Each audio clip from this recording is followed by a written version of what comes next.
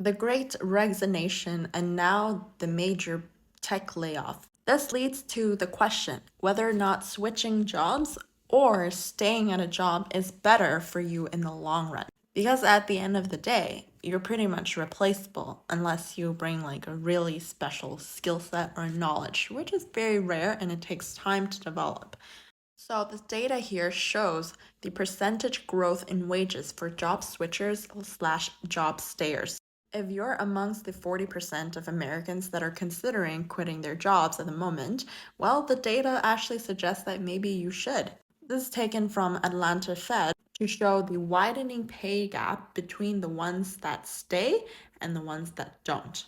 Personally, for me, I learned that there's no such thing as job security. You're just as dispensable as the next guy that comes along. And that's how these companies work, right? Like you are a skill that fills a gap.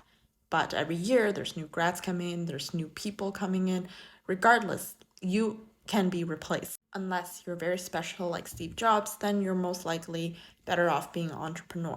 But as you can see, even in an economic downturn like the early dot coms and during the housing crisis crash and till to now, being able to switch job is still much better.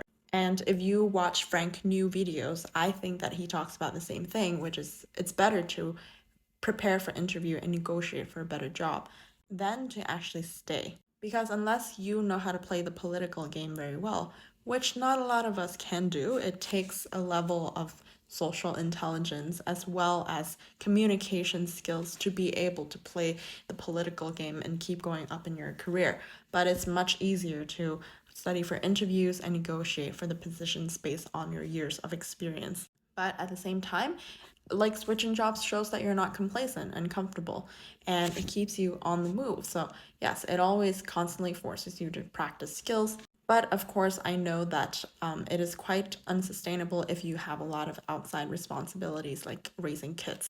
But for me, I've personally seen someone who with 20 years of experience in a company who was like essentially built the entire business intelligence platform for a big public company and they still fired him out of the blue. So to me, you shouldn't be too loyal and you shouldn't be too surprised when they fire you, and you should always try to like negotiate for the best. Of course, job switching is hard in its own way too, but it seems to be fairly worth it over the long run.